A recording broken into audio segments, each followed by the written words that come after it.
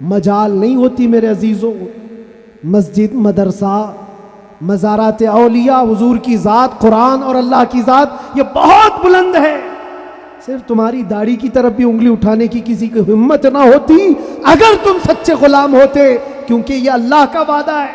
وَلَا تَهِنُوا وَلَا تَحْزَنُوا وَأَنْتُمُ الْأَعْلَوْنَ إِن كُنتُم مُؤْمِنِينَ. تم گھبراؤ مت، پریشان مت ہو، تم سب سے زیادہ بلند رہو گے اگر تم سچے ایمان والے ہو.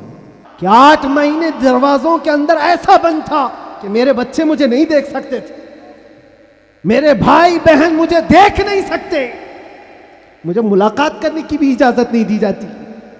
جب اتنے دروازوں کے اندر بند رکھا گیا تھا جہاں چڑیا بھی نہ اڑے، لیکن میں نے یہ محسوس کیا لاکھوں دلوں میں اللہ رب العزت نے محبت ڈال رکھی تھی. اس کی وجہ یہ ہے چوری کر کے گیا ہوتا، لوٹ مار کر کے گیا ہوتا تو لوگ یہی کہتے کہ کچرا تھا چلا گیا. حضور پاک کی بات کر کے جائے تو مرنے کے بعد بھی اللہ اس کو دلوں کے اندر زندہ رکھتا. کہ 8 مہینے دروازوں کے اندر ایسا بند تھا کہ میرے بچے مجھے نہیں دیکھ سکتے تھے، میرے بھائی بہن مجھے دیکھ نہیں سکتے، مجھے ملاقات کرنے کی بھی اجازت نہیں دی جاتی. جب اتنے دروازوں کے اندر بند رکھا گیا تھا جہاں چڑیا بھی نہ اڑے، لیکن میں نے یہ محسوس کیا لاکھوں دلوں میں اللہ رب العزت نے محبت ڈال رکھی تھی. اس کی وجہ یہ ہے چوری کر کے گیا ہوتا، لوٹ مار کر کے گیا ہوتا تو لوگ یہی کہتے کہ کچرا تھا چلا گیا. حضور پاک کی بات کر کے جائے تو مرنے کے بعد بھی اللہ اس کو دلوں کے اندر زندہ رکھتا. آج جو یہ پروپیگنڈا پھیلا کر کے سمجھایا جا رہا ہے، اس پروپیگنڈے کو بدل کر کے دکھاؤ کہ نہیں، جھوٹ ہماری خصلت نہیں ہے، بددیانتی ہماری عادت نہیں ہے، بلاತ್ಕಾری ہم میں سے نہیں ہو سکتے، چور چمار ڈاکو نشہ خوری یہ ہم میں نہیں ہو سکتی. یہ ساری خصلتوں کو اپنے معاشرے سے دور کر کے پھر ثابت کر کے بتاؤ کہ حضور پاک کا غلام جدھر سے گزرتا ہے خوشبوئیں پھیلا کر جاتا ہے. مجال نہیں ہوتی میرے عزیزوں، مسجد، مدرسہ، مزارات اولیاء، حضور کی ذات، قرآن اور اللہ کی ذات یہ بہت بلند ہے. صرف تمہاری داڑھی کی طرف بھی انگلی اٹھانے کی کسی کی ہمت نہ ہوتی اگر تم سچے غلام ہوتے، کیونکہ یہ اللہ کا وعدہ ہے. وَلَا تَهِنُوا وَلَا تَحْزَنُوا وَأَنْتُمُ الْأَعْلَوْنَ إِن كُنتُم مُؤْمِنِينَ. تم گھبراؤ مت، پریشان مت ہو، تم سب سے زیادہ بلند رہو گے اگر تم سچے ایمان والے ہو. الحمدللہ الحمدللہ الحنان المنان الذي خلق الإنسان وعلمه البيان، والصلاة والسلام على رسوله سيد الإنس والجان وعلى آله وأصحابه ذوي الخير والإحسان. أما بعد، فأعوذ بالله من الشيطان الرجيم. بسم الله الرحمن الرحيم. هو الذي أرسل رسوله بالهدى ودين الحق ليظهره على الدين كله. صدق الله مولانا العظيم. بارگاہ رسالت معاب صلی اللہ علیہ وسلم میں درود پاک کا ہدیہ پیش کریں.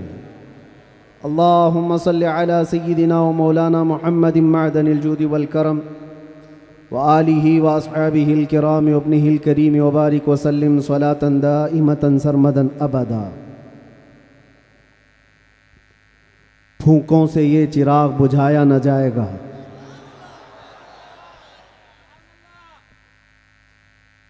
میرے عزیزو. یہاں سے ہم اپنی گفتگو کا آغاز کرتے ہیں. آپ کے ہاں اتنا بڑا مجمع جو بیٹھا ہوا ہے، میں محسوس کرتا ہوں کہ علم کا ایک قلعہ آپ کے پاس موجود ہے، علماء کا ایک ذخیرہ موجود ہے،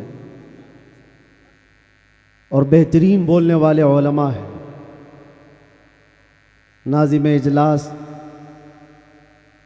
مجھ سے پیشتر جس طرح سے انہوں نے مدرسے کا تعارف کرایا ہے، اللہ تعالیٰ اس مدرسے کو ہمیشہ شاد و آباد رکھے. مرکز اہل سنت و جماعت مرکز عشق رسول بنا ہے۔ ہماری یہاں پر اتنے لمبے سفر کر کے آنے کی ضرورت نہیں ہوتی، اور میں یہ جانتا ہوں کہ لوگ سننا کم اور دیکھنا زیادہ چاہتے ہیں، اور اس کی وجہ بھی ہے کہ دنیا اپنے اپنے حساب کے مجرے کرنے والے سیلیبریٹیز کو دیکھتی ہے، تو یہ امت محمدیہ ہے، نبی کے قیدی کو دیکھنا چاہتی ہے۔ ظاہر سی بات ہے، جیل سے چھوٹنے کے بعد آدمی چہرہ چھپا کے گھومتا ہے، ہوتا ایسی ہی ہے، جیل کاٹ کے آیا ہے، سزا کاٹ کے آیا ہے، لوگ اس کو دیکھ کر کے تانے مار رہے ہوتے ہیں اور وہ منہ چھپا کر گھوم رہا ہوتا ہے، لیکن یہ قانون ہر جگہ فٹ نہیں ہوتا۔ وہ اور ہوتے ہیں جو چہرہ چھپا کے گھومتے ہیں، جو نبی کے نام پر جاتے ہیں، وہ یہاں بھی چہرہ اٹھا کے جیتے ہیں، اور انشاءاللہ قیامت کے دن بھی چہرہ ان کا سرخرو رہے گا۔ اس لیے کہ اقبال نے بہت اچھی بات کہی، آبرو ما زنا میں مصطفیٰ است، ہم سب کی عزت و آبرو مصطفیٰ کے نام سے وابستہ ہے۔ اور اللہ کریم قرآن عظیم میں ارشاد فرماتا ہے وَلِلَّهِ الْعِزَّةُ وَلِرَسُولِهِ وَلِلْمُؤْمِنِينَ، عزت اللہ کی ہے، رسول کی ہے، اور مومنین کے لیے ہے۔ ہم نے دیکھا ہے میرے عزیزو، جن لوگوں کو آج سیلیبریٹی کہا جاتا ہے یا پاورفل شخصیت کہا جاتا ہے، سیاست میں آنے کی وجہ سے یا پھر گلیمر کی دنیا میں آنے کی وجہ سے، ٹیلی ویژن کے اوپر آنے کی وجہ سے، ان کے حالات ایسے ہیں کہ جب تک جوانی ہے ان کی چاندنی ہے، اور جب تک ان کا شباب ہے وہ چمک رہے ہیں، جہاں چہرے پہ جھریاں پڑ گئی نیا ہیرو آ جائے گا۔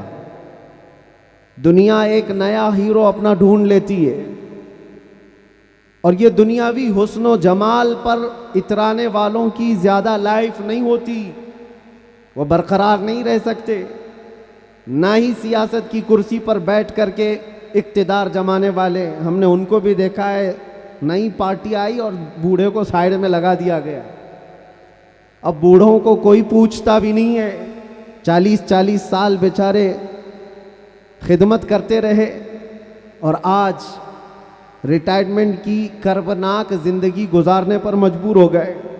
لیکن یہ مصطفیٰ کی غلامی کی دنیا الگ ہے، یہاں حضور پاک صلی اللہ تعالیٰ علیہ وسلم کا غلام ایک عالم دین جتنا بوڑھا ہوتا جاتا ہے اتنی عزت اس کی بڑھتی چلی جاتی ہے۔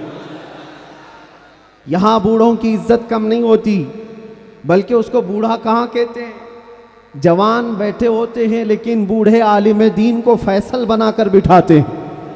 جو زیادہ عمر والا ہو گیا، وہ تجربے والا زیادہ ہو گیا، اس کی عزت بڑھتی چلی گئی، اس لیے کہ یہ عزت پاؤڈر لالی کی عزت نہیں ہے، یہ میرے مصطفیٰ کے قدموں سے حاصل کی ہوئی عزت ہے۔ ہم نے دیکھا ہے مرشد گرامی حضور تاج الشریعہ بدر الطریقہ کو، عمر 75 سال کی ہو گئی، بڑھاپا تھا، لیکن ایک جگہ انہیں بٹھا دیا جائے اور لاکھوں کو ایک طرف، دنیا لاکھوں کو دیکھنا چھوڑ دے گی، اس ایک مرد قلندر پر دیکھتی رہ جائے، کیا یہ حقیقت نہیں؟ ان کو دیکھی ہوئی آنکھیں موجود ہوں گی۔ وہ حسن و جمال نبی پاک صلی اللہ تعالیٰ علیہ وسلم کی غلامی سے حاصل کیا ہوا حسن و جمال ہے۔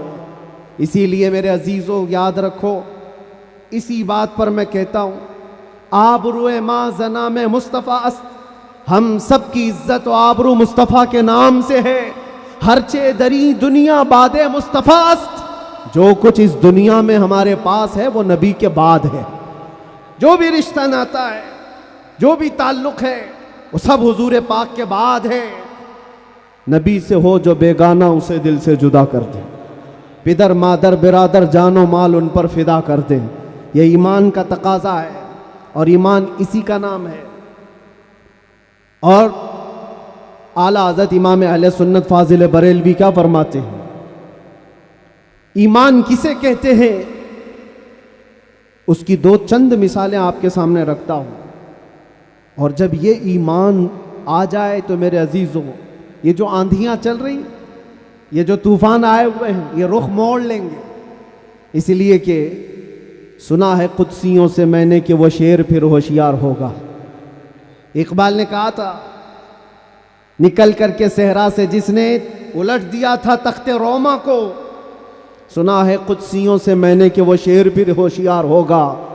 وہ مکہ کے رہنے والے، مدینہ طیبہ کی چٹائیوں پر بیٹھنے والے، ایک کھجور پر پورا دن اکتفا کرنے والے، پیوند لگے کپڑے پہننے والے، وہ رسول پاک کے غلام، لیکن نکلے تھے مکہ سے پیوند لگے کپڑے بغیر چپل کے، اس وقت کی 2 سپر پاور طاقتوں کو گھٹنے ٹیکنے پر مجبور کر دیا تھا۔ تخت روما کو الٹ دیا تھا، رومن ایمپائر اور پرشین ایمپائر جن کو قیصر و کسریٰ کہا جاتا ہے، دونوں کو جھکنے پر مجبور کر دیا تھا۔ تاریخ کی یہ سچائیاں بتاتی ہیں۔ کون لوگ تھے وہ؟ خالد بن ولید سیف اللہ المسلول 4 لاکھ صلیبیوں کے سامنے مقابلے کے لیے کھڑے تھے، تو صلیبیوں کے بادشاہ نے کہا تھا کہ یہ عرب کے بدو یا عرب کے دیہاتی لوگ ہم سے لڑنے آئے جو رومن ایمپائر کے فوجی ہیں، اسلحے سے لیس ہیں، طاقت سے بھرپور ہیں۔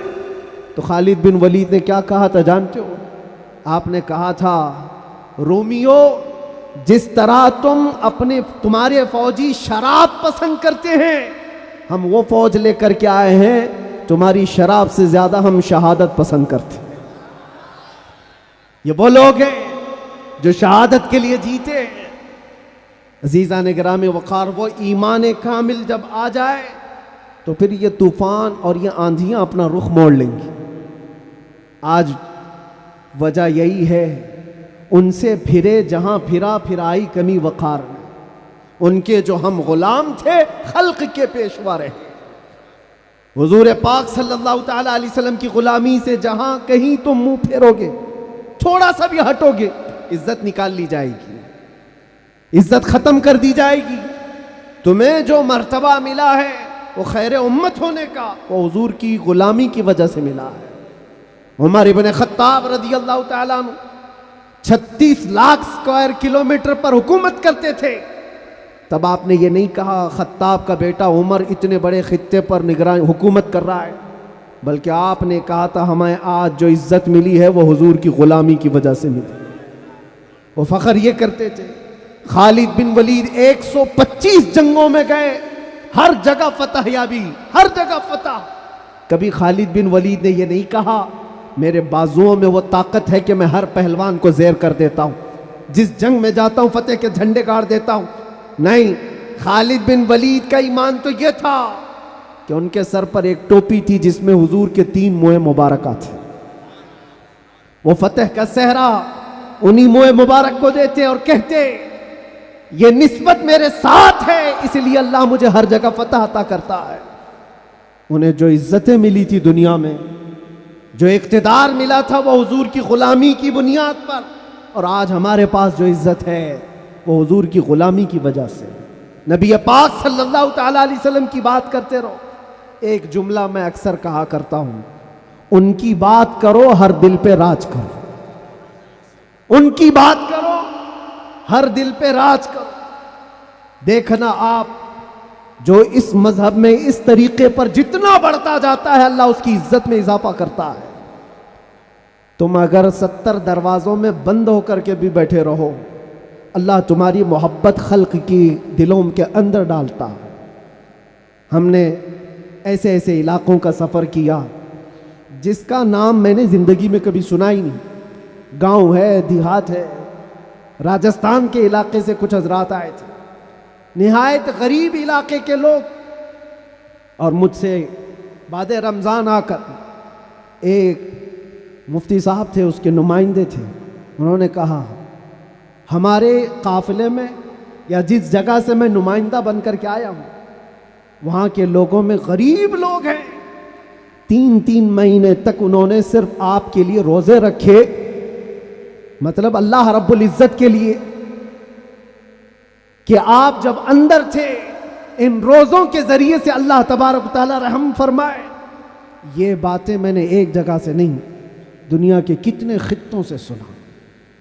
ہر جگہ سے لوگ یہ جو دعاؤں کا سلسلہ رکھے ہوئے تھے، کس نے ان کو دعاؤں کے لیے آمادہ کیا تھا؟ کون ہے؟ یہ ساری خلقت مجھے پہچاننے والی کیسے بن گئی؟ ان کے دلوں کے اندر کون ڈالا کہ 8 مہینے دروازوں کے اندر ایسا بند تھا کہ میرے بچے مجھے نہیں دیکھ سکتے تھے، میرے بھائی بہن مجھے دیکھ نہیں سکتے، مجھے ملاقات کرنے کی بھی اجازت نہیں دی جاتی، جب اتنے دروازوں کے اندر بند رکھا گیا تھا جہاں چڑیا بھی نہ اڑے۔ لیکن میں نے یہ محسوس کیا لاکھوں دلوں میں اللہ رب العزت نے محبت ڈال رکھی تھی۔ اس کی وجہ یہ ہے، چوری کر کے گیا ہوتا، لوٹ مار کر کے گیا ہوتا تو لوگ یہی کہتے کہ کچرا تھا چلا گیا۔ حضور پاک کی بات کر کے جائے تو مرنے کے بعد بھی اللہ اس کو دلوں کے اندر زندہ رکھتا۔ یہ تو قید خانے کے اندر گیا جہاں سے آنے کی امید ہوتی ہے، قبر کے اندر بھی جائے تو اللہ تعالیٰ اس کا نام زندہ رکھتا ہے۔ اسی لیے میرے عزیزوں، ایک نقطے کو سمجھ جاؤ، حضور پاک صلی اللہ تعالیٰ علیہ وسلم کی محبت اور ان کی غلامی یہ اصل ایمان ہے، اور یہ ایمان جس وقت آ جائے بڑے بڑے طوفانوں کا وہ مقابلہ کر سکتا ہے۔ آج پوری دنیا کے مشاہدے سے یہ پتہ چلتا ہے، ہنگامے اتنے ہو چکے، اتنے خطرناک طریقے سے امت کو لرزا دیا گیا ہے، لیکن اس امت کا حال یہ ہے کہ یہ خواب گراں میں ہے، یہ ایک لمبی نیند میں ہے۔ ہمارے نوجوان، وہ بچے جن کو میں آج بھی نشے کے اڈوں پر دیکھتا ہوں تو دل روتا ہے۔ جیل کے قیدیوں میں اکثر وہ لوگ تھے جو نشہ کرتے تھے یا بیچتے تھے، پکڑے گئے اور اندر آئے۔ نام کتنے اچھے ہیں تمہارے اور کام کس طرح کے ہیں۔ کئی لوگوں نے توبہ کیا، لیکن وہ ایک جیل کی بات نہیں، یہاں تقریباً 10 جیلوں میں یہی حال ہے۔ اے نوجوانوں، یاد رکھو ایک بات، اگر حضور سے محبت کرتے ہو تو ہر جمعرات کو تمہارے اعمال فرشتے حضور کی بارگاہ میں لے جاتے ہیں۔ ہر جمعرات کو فرشتے تمہارے نام کے ساتھ حضور کی بارگاہ میں پیش کرتے ہیں، فلاں بن فلاں نے ہفتے بھر یہ کام کیے۔ حضور پاک صلی اللہ علیہ وسلم فرماتے ہیں، میں اپنے ہر امتی کو اس کے باپ کے نام سے پہچانتا ہوں، ہر امتی کو پہچانتا ہوں۔ جب اس کے برے اعمال مجھ تک پہنچائے جاتے ہیں تو مجھے غم ہوتا ہے، میں استغفار کرتا ہوں اللہ کی بارگاہ میں، اور جب اچھے اعمال پیش کیے جاتے ہیں تو اللہ کی بارگاہ میں شکر بجا لاتا ہوں۔ تھوڑا اپنی زندگی کے اوپر نظر ڈال کر دیکھو، کتنے ہفتے ایسے گزر گئے ہوں گے کہ جب ہمارے برے اعمال حضور کی بارگاہ میں پیش کیے جا رہے ہیں۔ کیا یہ اب بھی بدلنے کا وقت نہیں ہے نوجوانوں؟ دنیا یہ چاہتی ہے کہ تم نشے کے اڈوں میں کھوئے رہو۔ کچھ علاقوں میں ایسے بھی میں نے دیکھے ہیں جہاں بڑے بڑے لوگوں کا انہیں سپورٹ ہے کہ کرو تم نشہ، بیچو تم نشہ، تمہاری نسلیں برباد ہو جائیں، تمہارا علاقہ برباد ہو جائے۔ آج سے صرف 70 سال پہلے کی بات ہے، ہمارے اس ملک میں ایجوکیشن لیول اس وقت بھی مسلمانوں کا سب سے اوپر تھا، اور آج آپ بخوبی دیکھ سکتے ہیں کس طرح سے ہمیں پکارا جا رہا ہے، کیسے ہمیں تانے دے کے سارے ڈیبیٹ کیے جا رہے ہیں۔ کہاں کہاں تمہیں پنچر مین کہا جاتا ہے۔ کیوں؟ یہ وہ قوم ہے جو پوری دنیا کو علم سکھانے آئی ہے، خیر امت تم تھے، ان سے پھرے جہاں پھرا پھر آئی کمی وقار۔ آپ کو ایک بات میں بتاؤں، یہ رونا کب تک روتے رہو گے؟ یہ ہماری جائیدادیں لوٹ رہے ہیں، یہ ہمارے وقف کی املاک کو ہڑپ کرنے جا رہے ہیں۔ دین پر، قرآن پر، اسلام پر، حضور کی ذات پر، ہر چیز پر نشانے اور ہر چیز پر انگلیاں اٹھائی جا رہی۔ تم کب تک احتجاج کرتے رہو گے؟ کب تک سڑکوں پر آؤ گے؟ کب تک اپنی آوازیں اٹھا کر کے پوچھتے رہو گے؟ کیا تمہارا کام صرف اتنا ہی رہ گیا؟ ایک بات یاد رکھو، جو ڈاکو ہوتا ہے اس کا کام ہی ہے لوٹنا۔ آج وہ کیا لوٹ رہے ہیں، کس پر ڈاکہ ڈال رہے ہیں، میں اس کی بات نہیں کرتا، مجھے رہزنوں سے غرض نہیں، تیری رہبری کا سوال ہے۔ تم امت مصطفیٰ ہو، تم کن کاموں میں مصروف ہو یہ دیکھنے کی بات ہے۔ مجال نہیں ہوتی میرے عزیزوں، مسجد، مدرسہ، مزارات اولیاء، حضور کی ذات، قرآن اور اللہ کی ذات یہ بہت بلند ہے۔ صرف تمہاری داڑھی کی طرف بھی انگلی اٹھانے کی کسی کی ہمت نہ ہوتی اگر تم سچے غلام ہوتے، کیونکہ یہ اللہ کا وعدہ ہے، وَلَا تَهِنُوا وَلَا تَحْزَنُوا وَأَنْتُمُ الْأَعْلَوْنَ إِن كُنتُم مُؤْمِنِينَ۔ تم گھبراؤ مت، پریشان مت ہو، تم سب سے زیادہ بلند رہو گے اگر تم سچے ایمان والے ہو۔ اور ایمان کسے کہتے ہیں؟ ایمان کسے کہتے ہیں؟ لا یؤمن احدکم حتی اکون احب الیہ من والدہ وولدہ والناس اجمعین۔ یہ میرے آقا صلی اللہ علیہ وسلم فرماتے ہیں تم میں سے اس وقت تک کوئی پورا مومن نہیں ہو سکتا جب تک کہ ساری دنیا تمہارے مال، اولاد، ماں باپ سب سے زیادہ مجھ سے محبت نہ کرے۔ اور ابھی میں سوال کرتا ہوں، سارے ہاتھ بھی اٹھا دیں گے، بہت سارے کھڑے بھی ہو جائیں گے، جوش میں بھی آ جائیں گے۔ صرف اگر میں اتنا پوچھوں، کیا آپ اپنے نبی پاک صلی اللہ علیہ وسلم سے اپنی جان سے زیادہ محبت کرتے ہیں؟ میں ہاتھ اٹھانے نہیں کہہ رہا ہوں، سب تو کہتے۔ یہ سوال ایسا ہے،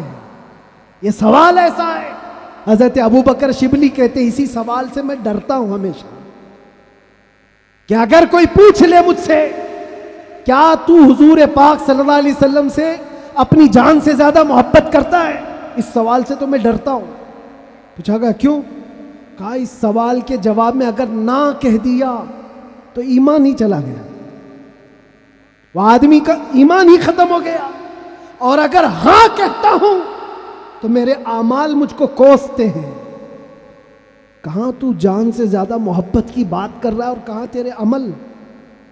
جس سے محبت کی جاتی ہے تقاضا یہ ہے اپنا ہر عمل اپنے محبوب کے عمل کے مطابق ہونا چاہیے۔ اور حضور اکرم صلی اللہ علیہ وسلم نے یہ بھی فرمایا لا یؤمن احدکم حتی یکون ہواہ تبعا لما جئت بہ۔ تم میں سے اس وقت تک کوئی مکمل مومن نہیں ہو سکتا جب تک وہ اپنی خواہشات کو میری مرضی کے مطابق نہ بنا دے۔ تمہاری اپنی خواہشات جو تم کہتے ہو نا یہ ہماری لائف ہے، ہمیں انجوائے کرنے دو، ہماری لائف ہے ہمیں جینے دو۔ کسی جوان کو پکڑ کر کے کہو مولانا صاحب ابھی تو ہماری 20-25 سال کی عمر ہے، جینے دو، عیش کرنے دو۔ اے نوجوان تجھے پتہ ہی نہیں یہ تیری زندگی نہیں ہے، یہ تیری لائف نہیں ہے۔ زندگی یہ نہیں کسی کے لیے، زندگی ہے نبی کی۔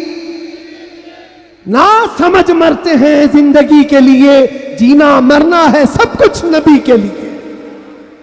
ہماری اپنی زندگی کا ہے، جو ملی ہے زندگی یہ حضور کے لیے ملی ہے، یہ امانت ہے۔ ابھی آپ نہیں سن رہے تھے امام اہل سنت فاضل بریلوی نے کیا فرمایا؟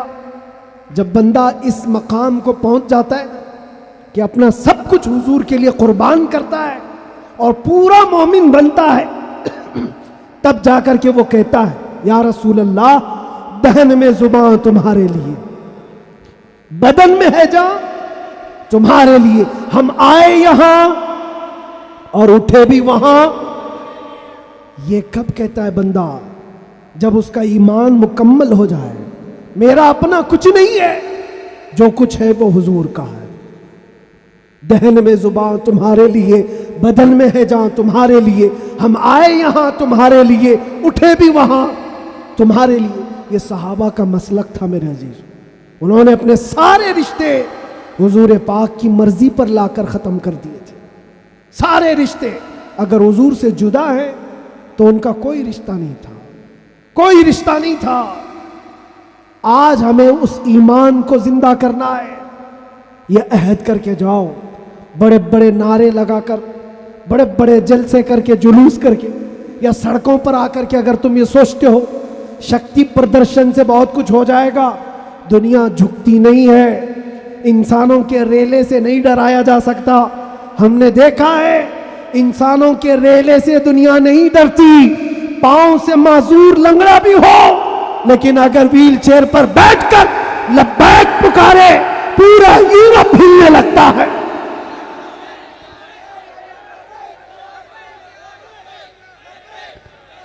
دنیا یہ سیلاب سے نہیں ڈر رہی، دنیا کو اگر خوف ہے تو صرف اس ایمان سے جو عمر ابن خطاب کا تھا، اس ایمان سے ڈر ہے جو خالد بن ولید کے اندر تھا۔ اسی لیے انگریز آج سے 100 سال پہلے کیا کہہ کر کے گئے تھے پتہ ہے؟ ہمارے بارے میں یہ کہہ کر کے گئے تھے، یہ فاقہ کش موت سے ڈرتا نہیں، ذرا روح محمدی اس کے بدن سے نکال دو۔ وہ یہ کہتے تھے روح محمدی اس کے بدن سے نکال دو۔ ڈر اسی بات سے ہے، ڈر اسی بات سے ہے۔ جہاں روح محمدی آ گئی، دنیا کو پتہ ہے یہ سویا ہوا شیر جاگ گیا تو بہتوں کی نیند حرام کر دے گا۔ جتنے کتے ہیں سب بل میں چلے جائیں گے، حقیقت ہے، جتنے کتے ہیں سب بل میں چلے جائیں۔ اور مجھے لوگ یہ کہتے ہیں، مجھے کہتے ہیں کہ ڈر لگتا ہے، پھر آپ کتا کہہ رہے ہیں۔ میرے عزیزوں، ہم ہندوستان میں رہتے ہیں، ہماری ہر گلی کوچے میں کتا ہوتا ہی ہے۔ مجھ سے باضابطہ طریقے سے سوال جواب کر رہے تھے، آپ تقریر میں اس طرح سے کہہ رہے ہو، کتا کہہ رہے ہو، کتا کہہ رہے ہو۔ میں نے کہا کس کو کہہ رہے ہو؟ میں نے کہا کتے کو کتا کہا، کس کو کہا جائے گا؟ ہم کتے کو کتا نہ کہیں تو آپ بولے ٹامی بولے۔ عزیزان گرامی وقار، مجھے اس سے لینا دینا نہیں ہے، بات یہ ہے کتے کیوں بھونک رہے ہیں اس سے کیا غرض، شیر کیوں سویا ہے اس سے غرض ہے، شیر کیوں سویا ہے اس سے مجھے غرض ہے۔ نبی پاک صلی اللہ تعالیٰ علیہ وسلم کی امت بزدل تو نہیں ہو سکتی، بزدل نہیں ہو سکتی۔ ہم کفن بردوش ہیں، ہم دنیا میں آئے اللہ اکبر سن کر کے آئے، اور جائیں گے تو اللہ اکبر سن کر جائیں گے، ہے یا نہیں؟ پیدا ہوئے تھے تو کانوں میں کیا سن گے؟ کسی مولوی صاحب نے اذان دی تھی کہ نہیں دی تھی؟ اللہ اکبر کہا تھا کہ نہیں کہا تھا؟ ارے جس دن پیدا ہوئے تھے اسی دن کہا تھا۔ کیوں کہا تھا؟ یہ تجھے پتا چلے اللہ اکبر کا مطلب اللہ سب سے بڑا ہے، باقی کوئی بڑا نہیں ہے، دوسرے سے ڈرنے کی ضرورت نہیں، اللہ سب سے بڑا ہے۔ اور جب مرو گے تو امام صاحب جنازے پہ کھڑے ہو کر کے کیا کہیں گے؟ نماز کے لیے رکعت باندھیں گے کہ نہیں؟ اللہ اکبر جاتے ہوئے بھی ہمارا یہ قانون ہے کہ وہ اللہ کو سب سے بڑا مان کر کے جا رہا ہے۔ تو پھر یہ بیچ کی زندگی میں ایرے غیرے نتھو کھیرے سے ڈر کیوں؟ زیادہ سے زیادہ یہاں یہ ہوگا جو ہمارے ساتھ ہوا ہے۔ میاں یہ تو چند دنوں کی بات تھی، صحابہ اکرام میں وہ لوگ ہیں جو 16 سال تک قید کی سزائیں کاٹے ہیں۔ حضور پاک صلی اللہ علیہ وسلم کے زمانے میں 16 سال تک قید رکھا گیا۔ وہ بھی آج مثالیں بہت ہیں، موجود ہیں۔ آزمائش کا دور، اگر اللہ نے ہماری زندگی میں یہ لکھا ہے تو وہ قبول کرو۔ اور یہاں آئے ہیں مرنے کے لیے، موت تو آنی ہے سب کی، لیکن ایک مومن موت سے ڈرتا نہیں۔ کیوں؟ موت اس کے لیے حادثہ ہے جس کا یہ سوچنا ہے کہ مرنے کے بعد جلنا ہے، مرنے کے بعد پھر پتہ نہیں کس شکل میں پیدا ہونا ہے، کتا پیدا ہونا ہے، بلی پیدا ہونا ہے، چوہا پیدا ہونا ہے، سانپ پیدا ہونا ہے، ڈر ہے۔ مومن موت سے ڈرتا نہیں، اس لیے کہ مومن کا یہ عقیدہ ادھر آنکھ بند ہوگی ادھر دیدار مصطفیٰ ہوگا، اور قبر میں بھی جائے تو کیا خوب کہا ہے ایک عاشق رسول نے، کیا خوب کہا ہے، جب منکر نکیر آ کر اسے اٹھائیں گے سوال جواب دینے کے لیے، تو عاشق مصطفیٰ جو قبر میں گیا وہ کیا کہتا ہے؟ اب تو پائے ناز سے اے فرشتوں کیوں اٹھوں، ارے مر کے پہنچا ہوں یہاں اس دل ربا کے واسطے۔ جس کے لیے مرا تھا وہ بھی تو وہاں ہوں گے۔ بس میرے عزیزوں، گفتگو کو سمیٹتے ہوئے میں صرف اتنی بات کہوں گا، ان کے جو ہم غلام تھے، خلق کے پیشوا رہے، ان سے پھرے، جہاں پھرائی کمی وقار میں، تمہیں اللہ قرآن میں فرماتا ہے تم باعزت رہو گے، بلند رہو گے، کامیاب رہو گے، شرط یہ ہے کہ ہمیشہ ایمان کے ساتھ رہو، ایمان کے ساتھ رہو۔ اور ایمان کون سا ہے؟ مسجد میں تم سچے ہو گئے، بازار میں جھوٹے ہو گئے، یہ ایمان کا تقاضا نہیں ہے۔ تم تجارت پر بیٹھے ہو، لوگوں کو دھوکہ دے رہے ہو یا پھر چیٹنگ کر رہے ہو، یہ ایمان کا تقاضا نہیں۔ ایک صحابی رسول ہیں حضرت نعمان، ایک ملک گئے، وہ بادشاہ عیسائی تھا۔ جب اسے خبر ملی کہ عرب کے محمد صلی اللہ علیہ وسلم کا ایک سفیر آیا ہوا ہے، ایمبیسیڈر آیا ہے، تو اس بادشاہ نے ریشم کا قالین بچھایا اور سونے کی کلائی کی ہوئی کرسی رکھا ان کے استقبال کے لیے۔ لیکن جب وہ آئے، صحابی رسول حضرت نعمان، اپنی تلوار سے انہوں نے وہ قالین کو ہٹا دی، جو ریشم کا قالین بچھا ہوا تھا ہٹا دیا، کہا میں زمین پر چل کر جاؤں گا۔ پھر جب کرسی دیکھی سونے کی ہے، ہٹا دیا، کہا میں عام کرسی پر بیٹھوں گا۔ بادشاہ نے کہا اتنا ایٹیٹیوڈ ہے، ہم نے آپ کے عزت کے لیے سب کیا تھا، ہم بہت عزت کرتے ہیں آپ کی، محمد صلی اللہ علیہ وسلم کے آپ سفیر بن کر کے آئے۔ اس صحابی نے کیا جواب دیا؟ کہا میں جس نبی کا ماننے والا ہوں، اس نبی نے فرمایا مرد کے لیے ریشم کا استعمال حرام ہے، مرد کے لیے سونے کا استعمال حرام ہے، میں حرام چیز کا استعمال نہیں کر سکتا۔ وہ کہاں تھے؟ دوسرے ملک میں تھے۔ حضور کہاں ہیں؟ مدینے میں۔ بادشاہ نے کہا آپ تو بہت دور ہیں، وہ نبی کے ملک سے کافی دور ہے، یہاں اگر آپ استعمال کر بھی لیں تو کیا خبر؟ اس صحابی نے جلال میں کہا میرا ایمان یہ ہے میں جس خطے میں بھی رہوں گا میرے نبی کا غلام بن کر رہوں گا، دھوکہ نہیں دے سکتا اپنے نبی کو کہ یہاں پر حضور کا غلام ہوں اور کسی جگہ غلام نہیں ہے۔ آپ سب کی بھی زندگی ایسی ہو کہ دنیا تمہیں کسی بھی جگہ دیکھے تو پہچان لے کہ حضور کا غلام ہے، سچ بولتا ہے، دھوکہ نہیں دیتا، جھوٹ نہیں بولتا۔ یہ تمہاری خصلتیں ہونی چاہیے، تمہاری عادتیں ہونی چاہیے۔ آج اگر کوئی یہ پوچھے نشہ کہاں ملتا ہے تو تمہارے محلے کی طرف کوئی اشارہ نہ کرے، کوئی تمہارے محلے کی طرف نہ آئے۔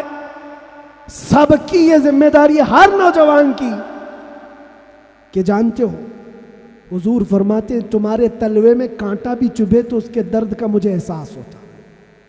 وہ نبی، اور تم اگر نشہ کر کر کے اپنے آپ کو تباہ کر لو گے، اپنے آپ کو برباد کر لو گے، تو اس رسول کو بھی آپ ٹھیس پہنچا رہے ہو، حضور پاک صلی اللہ تعالی علیہ وسلم کو تکلیف پہنچا رہے ہو۔ بدلو اپنی اس زندگی کو، اور میرا میسج یہی ہے، اٹھو وہ گر نہ حشر نہ ہوگا پھر کبھی، دوڑو کے زمانہ چال اپنی چل گیا، قوت عشق سے ہر پست کو بالا کر دو، دہر میں نام محمد سے اجالا کر دو، دہر میں نام محمد سے اجالا کر دو۔ اور یہ جو رونا ہے ہمارا، یہ سارے مسئلوں کا حل کیا ہوگا، ہمارا فیوچر کیا ہوگا، ہمارا مستقبل کیا ہوگا؟ ارے اللہ کریم قرآن میں فرمایا ہے، جس سے میں اپنی گفتگو کا آغاز کیا تھا، پھونکوں سے یہ چراغ بجھایا نہ جائے گا، یہ دین اسلام تمہارے اور ہمارے باپ سے چلایا نہیں جائے گا، یہ اللہ کریم کا نظام ہے۔ چنگیز بھی آئے، ہلاکو بھی آئے، بڑے بڑے آئے، سڑے سڑے آئے، اس درخت کو ہلانے کی کوشش کرتے رہے، اور نام و نمود بھی ختم، نام و نمائش بھی ختم، سب چلے گئے، باقی مگر اب تک نام و نشاں ہمارا۔ یونان و مصر و روما سب مٹ گئے جہاں سے، باقی مگر ہے اب تک نام و نشاں ہمارا۔ اقبال نے یہ سچ کہا تھا، توحید کی امانت سینوں میں ہے ہمارے، آسان نہیں مٹانا نام و نشاں ہمارا۔ اس بات کو یاد رکھو، تمہارے مٹ جانے سے میرے قتل ہو جانے سے اسلام نہیں مٹتا، اسلام ختم نہیں ہوتا۔ اندھے لوگ اگر یہ سوچ کر کے بم برسا رہے ہوں، قتل عام کر رہے ہوں، تو انہیں کان کھول کر سوچ لینا چاہیے کربلا کی دھرتی پر امام حسین کے پورے خاندان کو قتل کر دیا گیا، اس وقت جب اسلام نہیں رکا تھا، تو اس سیلاب سے کبھی اسلام نہیں رکنے والا۔ یہ صبح قیامت تک چمکتا دمکتا رہے گا۔ اللہ فرماتا ہے وَلَوْ كَرِهَ الْكَافِرُونَ، اگرچہ کافروں کو اچھا نہ لگے، اللہ تعالیٰ اس دین کو غالب رکھے گا۔ آپ بدلو اپنی زندگی کو، سچے مسلمان بنو، سچے اسلام کی پیروی کرو، تاکہ دنیا کو آج جو یہ پروپیگنڈا پھیلا کر کے سمجھایا جا رہا ہے، اس پروپیگنڈے کو بدل کر کے دکھاؤ کہ نہیں، جھوٹ ہماری خصلت نہیں ہے، بددیانتی ہماری عادت نہیں ہے، بلاتکاری ہم میں سے نہیں ہو سکتے، چور چمار ڈاکو نشہ خوری یہ ہم میں نہیں ہو سکتی۔ یہ ساری خصلتوں کو اپنے معاشرے سے دور کر کے پھر ثابت کر کے بتاؤ کہ حضور پاک کا غلام جدھر سے گزرتا ہے خوشبوئیں پھیلا کر جاتا ہے۔ اور عزت پھر تم دیکھو گے میرے عزیزوں، عزت فوج جمع کرنے کا نام طاقت نہیں ہے، ایمان کی قوت بڑھانے کا نام اصل طاقت ہے۔ یہ طاقت واپس آ جائے انشاءاللہ العزیز۔